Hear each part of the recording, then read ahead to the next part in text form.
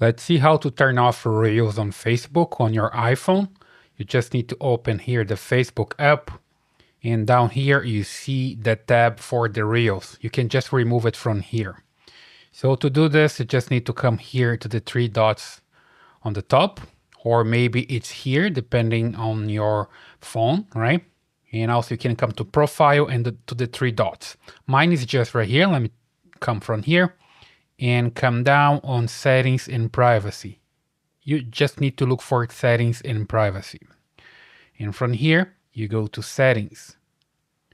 Then you're gonna scroll down until you find the tab bar. There we go, tap on it. And from here, you can customize the bar. As you can see, there are different tabs available. You just need to look for Reels, and you see here that's auto. You just change to hide.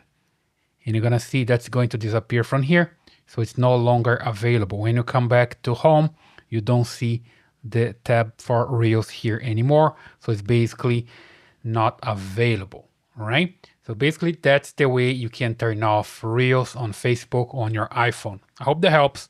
Leave your comments, subscribe, and I see you in the next one.